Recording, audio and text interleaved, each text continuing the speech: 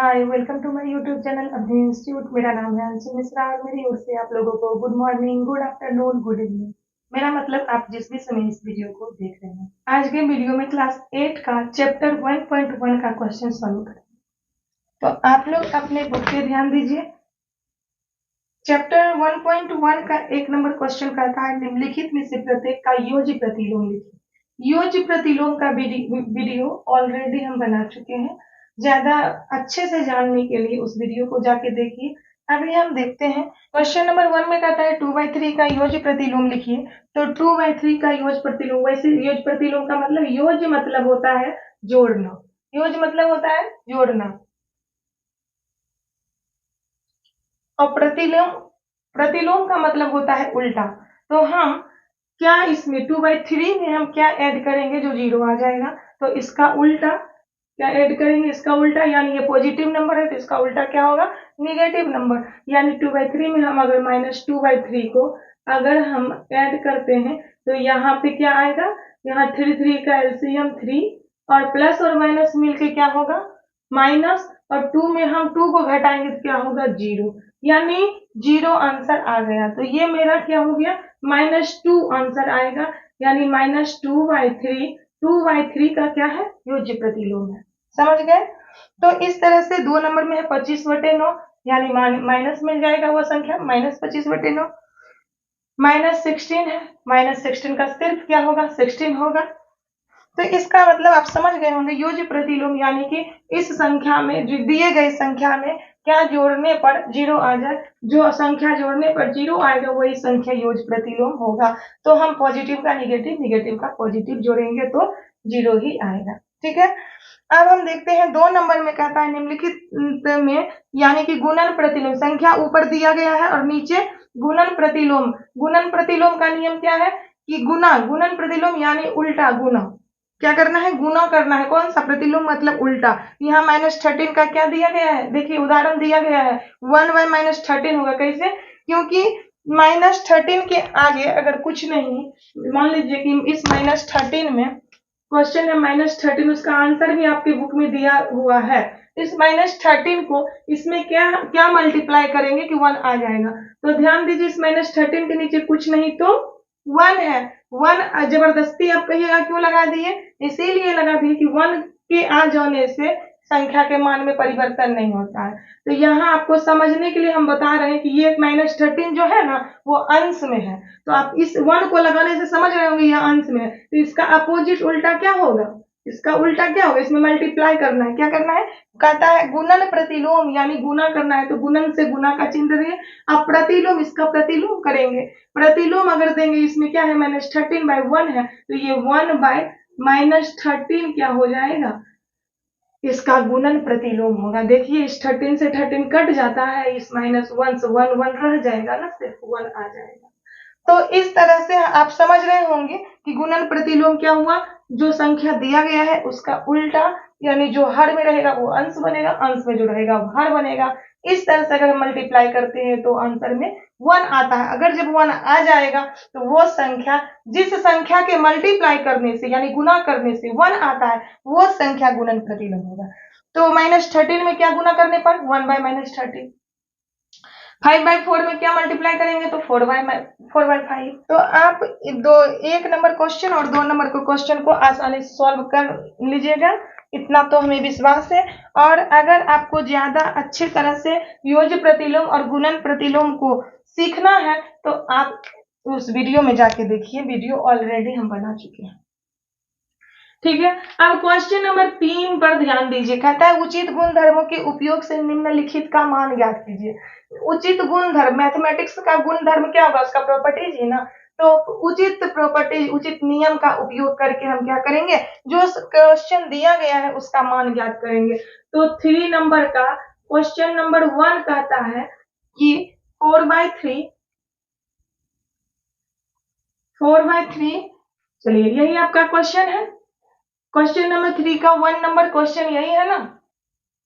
तो इस क्वेश्चन में अब ध्यान दीजिए, प्रॉपर्टीज 4 प्रॉपर्टीज होते हैं, क्लोजर, कम्यूटेटिव, एसोसिएटिव और डिस्ट्रीब्यूटिव प्रॉपर्टी। इस चारों प्रॉपर्टीज पर अलग अलग वीडियो हम बना चुके हैं कि इस चारों प्रॉपर्टीज में एडिशन, सब्ट्रैक्शन, मल्टीप्लिकेशन, डिवीजन कहाँ पर एक्सेप्ट है, कहाँ एक्सेप्ट नहीं है।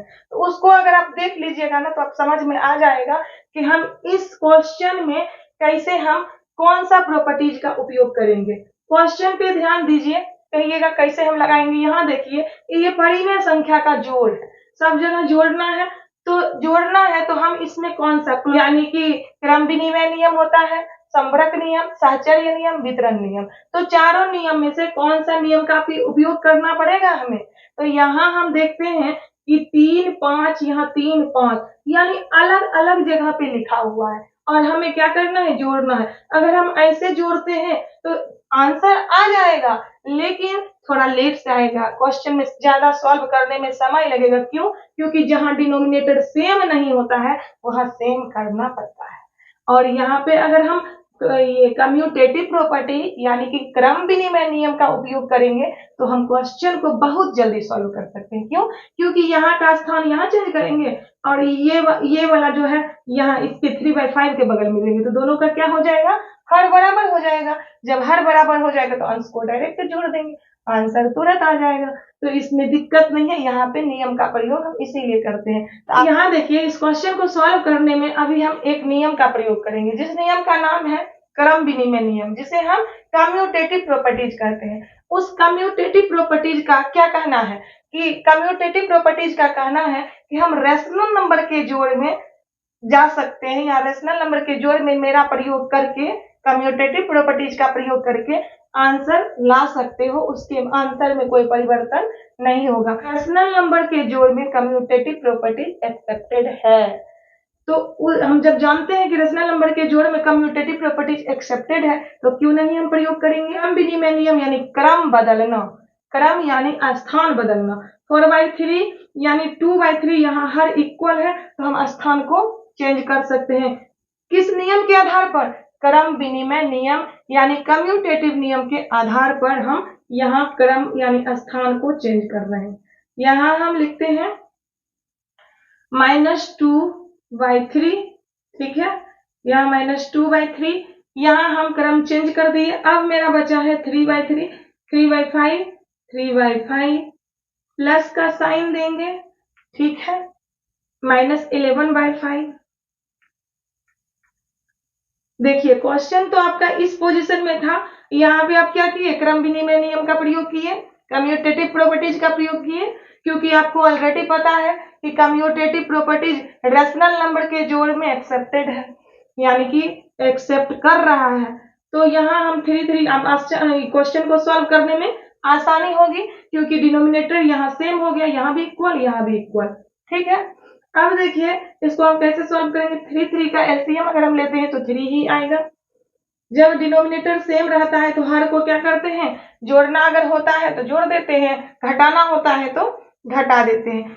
तो यहाँ हम देखते हैं कि है तो जोड़ना, लेकिन साइन जो यहाँ माइनस का लगा हुआ है, तो ये साइन दोनों क्या होगा, मल्टीप्लाई होके ये साइन माइनस में चेंज होगा, क्योंकि प्लस और माइनस माइनस होता है, प्लस और माइनस माइनस होता है। तो यहाँ हम क्या करेंगे, घटाएंगे, यहाँ जोड़ेंगे नहीं। क्यों? -2 है इसलिए। ये -2 और प्लस ये दोनों साइन मिलके माइनस हो गया, तो हम 4 में 2 घटाएंगे तो 2 आएगा। अब साइन कौन सा लगेगा, साइन यहाँ बड़ी संख्या का लगेगा। 4 में हम घटाए हैं 2, तो 4 में कोई साइन नहीं है, यानी कि वो संख्या प्लस में है, तो आंसर भी प्लस में ही आएगा, यानी 2/3, ठीक है। इसको तो हम सॉल्व कर लिए, अब इसको भी हम सॉल्व करते हैं। बीच में है प्लस का साइन, हम यहाँ पे प्लस का साइन दिए, ध्यान से देखिएगा।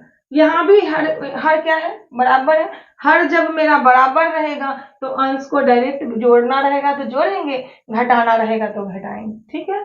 यहाँ देखिए 5 और 5 का एलसीएम 5 ही होता है। अब 3 में 11 घटाना, क्या घटेगा, 3 में 11 घटाना है तो घटेगा, नहीं घटेगा ना। तो हम क्या करेंगे, 3 में 11 में 3 घटाएंगे तो 8। साइन कौन सा लगेगा, साइन लगेगा माइनस का। क्यों? क्योंकि अभी बोले बड़ी संख्या का साइन लगता है, तो यहाँ 11 बड़ी संख्या, 11 में माइनस का साइन लगा हुआ है, इसलिए आंसर में माइनस का साइन, यानी 8 जो होगा माइनस में रहेगा। अब यहाँ अब इसको सॉल्व करना है, ये दोनों का क्रिया तो होगा। देखिए क्वेश्चन कितना छोटा हो गया, इतनी बड़ी क्वेश्चन को हम इतना छोटा बना लिए ना, सिर्फ एक कम्यूटेटिव प्रॉपर्टीज क्रम विनिमय नियम का प्रयोग करके। अब देखिए यहाँ 3 और 5 का एलसीएम लेते हैं, तो देखिए यहाँ ये हर इक्वल नहीं है। देखिए परेशानी, थोड़ा सा बड़ा क्वेश्चन होता है कि नहीं। यहाँ 3 और 5 का लघुत्तम अगर हम निकालते हैं तो 15 आता है, आप लोग चेक कर लीजिएगा निकाल के। अब इस 3 में हम 15 से क्या करते हैं, 3 से 15 में भाग देते हैं, तो यहाँ आएगा 5 बार में कटेगा, क्या आएगा 5 आएगा भागफल। उस 5 में इस 2 को क्या करेंगे, मल्टीप्लाई करेंगे। ध्यान दीजिएगा, इस 3 से 15 में क्या करेंगे, डिवाइड करेंगे यानी भाग देंगे, तो क्या आएगा 5 आएगा। 5 को हम, वो जो 5 आया यहाँ लिख ही देते हैं समझने के लिए। ये 5 कहां से आया, इस 3 से 15 में भाग देने पर 5 आया है, और इस 5 को किस में मल्टीप्लाई करेंगे, ये अंश जो है इसमें। ठीक है, यहाँ पर प्लस का साइन है, प्लस का साइन दिए। इस 5 से फिर 15 में हम भाग देते हैं, 5 से हम 15 में भाग देते हैं, 3 बार में डिवाइड होता है। उस 3 से हम क्या करेंगे, इस 8 को गुना करेंगे। 3 जो आया है उसमें क्या, किससे गुना करेंगे, -8 में। ठीक है, अब देखिए -8 में अब ये दोनों क्या बन गया है, 5 2 जा 10। हम डायरेक्ट भी यहाँ कर सकते थे, बट आप लोग को समझने के चलते हम यहाँ पे मल्टीप्लाई का साइन लगा के समझाए कि इसमें भाग देने पर जो 5 आया उस 5 को यहाँ जो अंश है उसमें क्या करें, मल्टीप्लाई किए। ठीक है, यहाँ भी 5 से डिवाइड करने पर 3 आया है, उस 3 को हम -8 से क्या करेंगे, मल्टीप्लाई करेंगे। तो यहाँ 5 2 जा 10 प्लस साइन, यहाँ देखिए प्लस का साइन है तो हम प्लस का साइन देंगे। कहीं भी साइन नहीं छोड़िएगा, क्वेश्चन को आराम से सॉल्व कीजिएगा। प्लस का साइन है, 3 8 जा 24, यहाँ आ गया साइन कौन सा लगेगा, 24 यानी माइनस का 15। प्लस और माइनस, फिर देखिए यहाँ प्लस और माइनस मिलके क्या होगा, माइनस होगा। प्लस और माइनस मिलके माइनस हो गया, यानी 10 में हमें क्या घटाना है, 24 घटाना है। तो 24 में हम 10 घटाएंगे तो क्या आएगा, 14। और साइन कौन सा लगेगा, यहाँ देखिए बड़ी संख्या है 24, तो 24 में साइन लगा हुआ है माइनस का, तो आंसर में माइनस का साइन लगेगा, और ये क्या होगा 50। तो -14/15 मेरा इस क्वेश्चन का आंसर आया है। ठीक है, तो आप इस क्वेश्चन को सॉल्व करते टाइम यहाँ ध्यान दिए होंगे, यहाँ पे सॉल्व जब डिनोमिनेटर मेरा सॉल्व था, डिनोमिनेटर मेरा जब यहाँ सेम था, तो यहाँ आंसर निकालने में कुछ टाइम नहीं लगा, डायरेक्ट यहाँ आंसर निकाल दिए। लेकिन यहाँ डिनोमिनेटर जब सेम नहीं था, यहाँ बराबर नहीं था इसमें और इसमें, तो यहाँ इतना टाइम लगा। तो आप सोच सकते हैं अगर डायरेक्ट क्वेश्चन को सॉल्व करेंगे तो होगा ही, अगर हम यहाँ से भी जोड़ते हैं तो आराम से होगा। लेकिन हम क्लोजर प्रॉपर्टीज का उपयोग इसलिए किए हैं कि हम जल्दी से क्वेश्चन को सॉल्व कर सके। तो जब तक आपको कम्यूटेटिव प्रॉपर्टीज का उपयोग किए हैं, तो जब तक हमें कम्यूटेटिव किसी प्रॉपर्टीज के बारे में नॉलेज नहीं रहेगा तो हम कैसे कोई भी प्रॉपर्टीज का उपयोग करेंगे। तो जब तक आपको क्रम विनिमय नियम का नहीं मालूम रहता तो आप यहाँ लगा सकते थे नहीं ना। तो इसलिए आपको उस नियम के बारे में अच्छे से जानना जरूरी है। देखिए 3 नंबर में 2 नंबर का क्वेश्चन क्या कर रहा है, ये क्वेश्चन दिया गया है और इस क्वेश्चन को क्या कहता है, ऊपर में ही लिख दिया है कि उचित गुणधर्मों का उपयोग करके इसमें जो गुणधर्म लगेगा, यानी अब 4 प्रॉपर्टीज हैं तो 4 प्रॉपर्टीज कौन कौन सा यूज करते हैं हम, या तो संपर्क नियम का प्रयोग करेंगे, नहीं तो क्रम विनिमय नियम का प्रयोग करेंगे, कहीं पे साहचर्य नियम का प्रयोग करेंगे, कहीं डिस्ट्रीब्यूटिव यानी वितरण नियम का प्रयोग करेंगे। तो हम यहाँ पे पहले क्वेश्चन को ध्यान से देखेंगे कि यहाँ पे कौन सा नियम अप्लाई करने पर क्वेश्चन जल्दी से सॉल्व होगा। देख लीजिए कि अब कितने पार्ट में ये बटा हुआ है। ये गुना का चिन्ह एक पार्ट, ये देखिए दूसरा पार्ट, ये देखिए 3 टर्म्स में डिवाइड है, बटा हुआ है, यानी यहाँ भी गुना, यहाँ भी गुना, यहाँ भी गुना, यहाँ बीच में इस दोनों के बीच में जोड़ना है, इस दोनों के बीच में फिर घटाना है, यहाँ पे गुना करना है। यहाँ हम 3 पार्ट में इसको डिवाइड कर दिए। तो वितरण नियम क्या कहता है, याद कर लीजिए। वितरण नियम के बारे में आप जानते हैं। वितरण नियम कहता है ये अगर ब्रैकेट के अंदर में है, ये जो संख्या ये ब्रैकेट के अगर अंदर में है तो ये ब्रैकेट के अंदर वाले, बाहर जो रहेगा वो अंदर जाने के बाद हर एक संख्या से क्या होगा, मल्टीप्लाई होगा। क्या होगा, मल्टीप्लाई, वितरण नियम का प्रयोग करके हम यहाँ क्वेश्चन को सॉल्व करेंगे। यहाँ पे कौन सा नियम लगाएंगे? हम वितरण नियम का प्रयोग करेंगे। क्यों? क्योंकि यहाँ देखिए 2/5 और यहाँ 2/5 दोनों कॉमन है, बराबर है। इसमें भी जो जिसमें इस दोनों में मल्टीप्लाई करेंगे तो यहाँ देखिए -3/7 में क्या करेंगे? 2/5 से ही मल्टीप्लाई करेंगे। और यहाँ 1/14 में देखिए 1/14 में भी हम मल्टीप्लाई करेंगे 2/5 से। तो दोनों में क्या हो गया? इस दोनों पार्ट को अगर हम ध्यान से देखते हैं तो दोनों में एक एक रेशनल नंबर कॉमन है, एक एक रेशनल नंबर कॉमन है। वितरण नियम का जो हम प्रॉपर्टीज पर, वितरण नियम या डिस्ट्रीब्यूटिव प्रॉपर्टीज पर जो हम वीडियो बनाए हैं उसको जाके आप देख लीजिए, आपको समझ में आ जाएगा कि डिस्ट्रीब्यूटिव प्रॉपर्टीज का नियम क्या कहता है। जब यहाँ कॉमन है तो हम आराम से वितरण नियम यानी डिस्ट्रीब्यूटिव प्रॉपर्टीज का उपयोग करेंगे। तो यहाँ हम 2/5 को कॉमन यानी एक लिखते हैं, ठीक है। अब हम यहाँ ये ब्रैकेट शुरू करते हैं, -3/7 को अंदर में देते हैं, ठीक है। अब यहाँ देखिए ये क्या है? 1/14 बचा। ये 2/5 को तो हम यहाँ डाल दिए, ये दोनों का काम कर रहा है। क्यों? क्योंकि अगर यहाँ भी 2/5 रहता ना तो हम इसको एक ही लिखते। क्यों? क्योंकि जब हम ब्रैकेट शुरू किए हैं यहाँ तो इसके अंदर में हम जितने भी संख्या डालेंगे सबसे जाके वो क्या होगा? मल्टीप्लाई होगा। कैसे? बारी बारी से। जैसे यहाँ -3/7 दिए तो इसमें भी मल्टीप्लाई होगा। यहाँ और संख्या कुछ भी देंगे, जैसे अभी हम देने वाले हैं कौन सा संख्या? 1/14 बचा हुआ है ना, यहाँ 2/5 के लिए यहाँ तो दे दिए और ये 1/14 बचा हुआ है तो हम देंगे ना अभी। तो यहाँ 1/14 के पहले कौन सा साइन है? इस 1/14 के पहले प्लस का साइन है, तो यहाँ हम प्लस के साइन के साथ संख्या लाएंगे। ऐसा नहीं कि साइन को वहीं छोड़ दीजिएगा और संख्या को उठा के ले आइएगा, तब तो क्वेश्चन गलत ही हो जाएगा। साइन को अगर संख्या को लाते हैं तो साइन को भी साथ में ही लेके आपको चलना पड़ेगा। तो यहाँ देखिए 1/14 के साथ में कौन सा साइन है? प्लस का साइन है, तो प्लस का साइन लेके चलेंगे, छोड़ेंगे नहीं। तो 1/14 यहाँ लिख दिए, ठीक है। अब देखिए, अब तो इसका तो कहानी ही अलग है, इसमें तो 2/5 है नहीं, जो 2/5 से मल्टीप्लाई होगा। ब्रैकेट को करते हैं क्लोज, ठीक है। क्वेश्चन मेरा किस रूप में, किस फॉर्म में तैयार हो रहा है? वितरण नियम का हम यहाँ प्रयोग कर रहे हैं। अब देखिए, ये इसका कहानी खत्म और इसका कहानी खत्म, बच गया कहानी किसका? इसका। ध्यान से देखिएगा कैसे हम क्वेश्चन सॉल्व कर रहे हैं। अब देखिए, ये 1/6 मल्टीप्लाई बाय 3/2 जो बचा हुआ है उसको यहाँ पे लिखेंगे। तो इसको उतारने के लिए जब यहाँ लाएंगे तो इसके साथ जो साइन है उसको भी लाएंगे। ये 1/6 को अगर हम लाते हैं तो इसके साथ में कौन सा साइन है? माइनस का साइन है, तो छोड़ेंगे नहीं, माइनस के साइन को लेके आएंगे। देखिए यहाँ माइनस का साइन है तो -1/6 इंटू 3/2। क्वेश्चन मेरा वितरण नियम के फॉर्म में तैयार है। देखिए फटाफट क्वेश्चन कैसे सॉल्व होता है। ऐसे बहुत टाइम लगता, क्वेश्चन तो सॉल्व होता ही लेकिन बहुत टाइम लगता, तो हम प्रॉपर्टीज का उपयोग करके क्वेश्चन को जल्दी जल्दी सॉल्व करते हैं। 2/5, यहाँ 2/5 हम क्यों उतार दिए? क्योंकि ब्रैकेट के अंदर जो रहेगा क्रिया उसको पहले करेंगे, तो ब्रैकेट के अंदर पहले सॉल्यूशन होता है तो सॉल्व करेंगे। यहाँ देखिए 7 और 14 है, यानी कि डिनोमिनेटर यहाँ पर इक्वल नहीं है, तो इक्वल करने के लिए हमें इस दोनों का एलसीएम लेना पड़ेगा। 7 और 14 का एलसीएम आप लीजिए।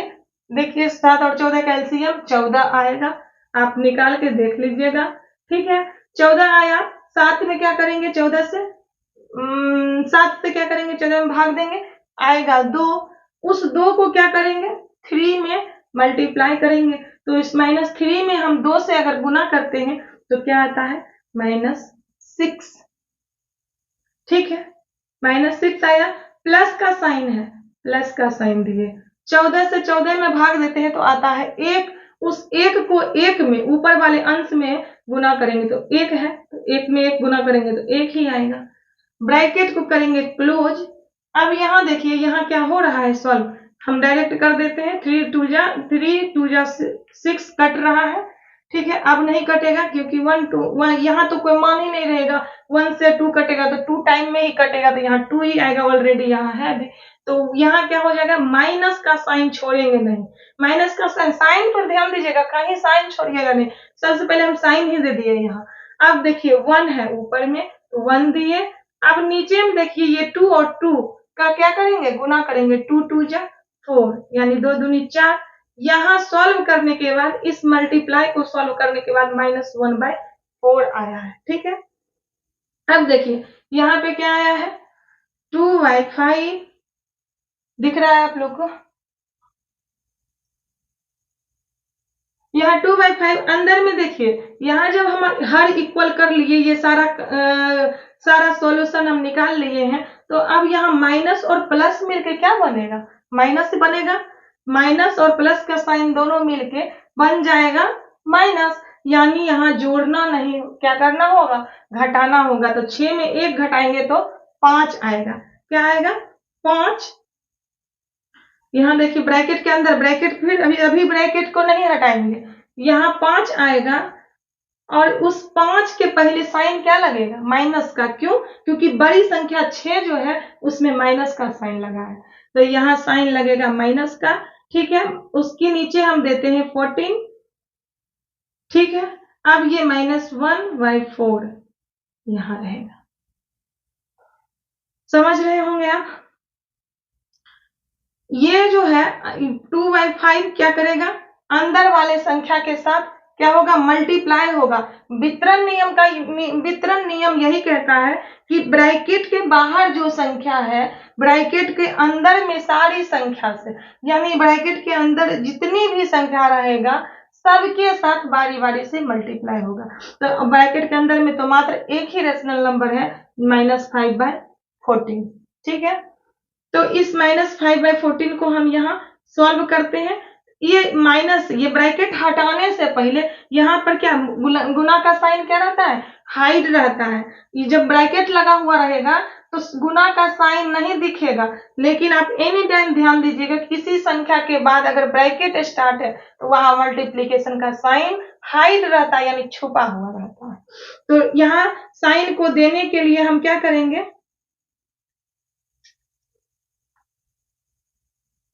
साइन को देने के लिए हम क्या करेंगे, इस माइनस के साइन को हटाएंगे। तो माइनस का साइन क्या करेंगे, माइनस का साइन चल जाएगा आगे, और यहाँ पे एक मल्टीप्लाई का साइन देंगे। क्यों, क्योंकि ये ब्रैकेट को हटा रहे हैं, ये माइनस का साइन जो है ना यहाँ पे आ गया। ठीक है, और यहाँ मल्टीप्लाई का साइन क्यों दिए, क्योंकि हम जब ब्रैकेट हटाएंगे तो जो छुपा हुआ रहेगा वो तो दिखेगा ना, तो यहाँ जो छुपा हुआ ब्रैकेट हटा देंगे तो यहाँ मल्टीप्लाई का साइन छिपा हुआ था वो दिखने लगा, तो हम गुना का साइन यहाँ दे दिए। अब देखिए ये बचा क्या, माइनस यहाँ आ ही गया, ब्रैकेट को हम हटा रहे हैं तो मल्टीप्लाई का साइन दिख ही रहा, तो ब्रैकेट अब नहीं रहेगा। मल्टीप्लाई का साइन रहेगा तो ब्रैकेट नहीं रहेगा, ब्रैकेट रहेगा तो मल्टीप्लाई का साइन नहीं रहेगा। तो हम यहाँ मल्टीप्लाई का साइन दे दिए, तो ब्रैकेट को हटा देंगे, यहाँ देंगे 5/40। ठीक है, -1/4। इसको सॉल्व करना है, इसको हम सॉल्व यहाँ पे करते हैं, यहाँ पे हम सॉल्व करते हैं।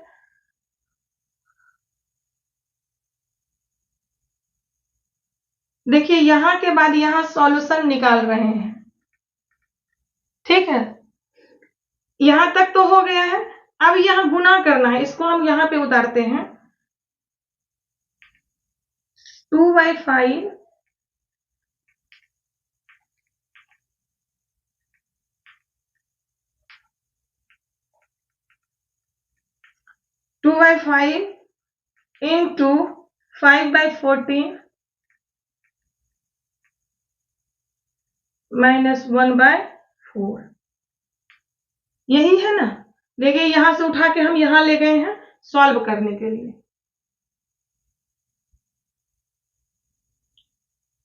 अब मल्टीप्लाई का काम पहले हम करते हैं, गुना का क्रिया पहले करेंगे। तो पहले हम करते हैं, कैसे गुना करते हैं, अंश को अंश से, हर को हर से। कटने वाला अगर रहता है तो हम काटते भी हैं, ऐसा नहीं कि छोड़ देंगे। 5 1 जा 5, 5 5 कट गया, 2 7 जा 14। देखिए हम गलती किए ना, यहाँ माइनस का साइन था तो यहाँ नहीं लाए ना, यहाँ ध्यान दीजिएगा माइनस का साइन साथ में ही रहेगा, तो ये माइनस का साइन और 1 क्या हो जाएगा, -1।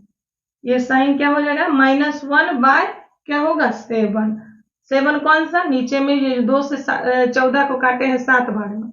यहाँ देखिए इस 2 से 14 को काटे हैं कितने बार में, 7 बार में, और ये 5 5 कट गया, तो ये -1 क्यों लगा, क्योंकि यहाँ माइनस का साइन लगा हुआ था, माइनस का साइन यहाँ लगा हुआ था, तो हम माइनस का साइन किस में लगाए, 1 में। 1 बाय क्या होगा, 7। अब देखिए -1/4, ठीक है। अब यहाँ हमें घटाना है, यहाँ ध्यान दीजिएगा, अब हमें यहाँ क्या करना है, घटाना है। फिर हम कैसे बनाते हैं, परिमेय संख्या का घटाव हम कैसे बनाते हैं, यानी रेशनल नंबर का हम जोड़ घटाव कैसे बनाते हैं, जहां डिनोमिनेटर मेरा सेम नहीं रहता तो करना पड़ता है। तो 7 और 4 का एलसीएम कितना होगा, 28। आप गुना करके देख लीजिएगा, ये लघुत्तम निकाल के देख लीजिएगा, 28 आएगा। तो ये 7 में हम 28 से क्या करेंगे, भाग देंगे, डिवाइड करेंगे। 7 से अगर हम भाग देते हैं 28 में तो 4 बार में कट जाएगा, तो 4 आया, उस 4 को क्या करेंगे, 1 में मल्टीप्लाई करेंगे, तो क्या होगा, -4, ठीक है। ये 7 से हम 28 में भाग दिए तो क्या आया, 4, उस 4 में 1 से क्या किए, भाग गुना किए तो -4 आया। अब यहाँ साइन फिर उतारेंगे माइनस का, ध्यान दीजिएगा, साइन को छोड़ेंगे नहीं, साइन को लेके चलेंगे। ये 4 जो है, 4 से हम भाग देंगे 28 में तो कितना आएगा, 7 आएगा। उस 7 में 1 से मल्टीप्लाई करेंगे, कितना आएगा, 7 एकम 7 आएगा। अब देखिए माइनस और माइनस का साइन, दोनों साइन एक साथ है। यहाँ देखिए माइनस और माइनस जब रहेगा तो प्लस हो जाएगा, माइनस और माइनस जब रहेगा तो प्लस होगा। तो हम यहाँ क्या करेंगे, जोड़ेंगे, 7 और 4 को जोड़ेंगे तो 11 आएगा, और 11 में साइन कौन सा लगेगा, माइनस का। दोनों संख्या में तो ऑलरेडी साइन है ही, तो माइनस का साइन तो लगेगा ही, बाय 20। यही आपका क्वेश्चन 3 नंबर में 2 नंबर का आंसर -11/28 आया। तो हम इसमें ये 2 नंबर के क्वेश्चन में कौन सा नियम का उपयोग किए, डिस्ट्रीब्यूटिव प्रॉपर्टी यानी वितरण नियम का प्रयोग करके इस क्वेश्चन को हम आसानी से सॉल्व किए। अगर हम डिस्ट्रीब्यूटिव प्रॉपर्टीज का उपयोग नहीं करते तो आप देख सकते हैं कितना डिफिकल्ट यानी कितना बड़ा बनता क्वेश्चन। ये हम आसानी से डिस्ट्रीब्यूटिव का प्रयोग करके यानी वितरण नियम का प्रयोग करके हम क्वेश्चन को बहुत जल्दी ही बहुत आसानी से सॉल्व किए। तो हमें विश्वास है कि आप लोग इस क्वेश्चन को सॉल्व करने के लिए सीखे होंगे। Thank you.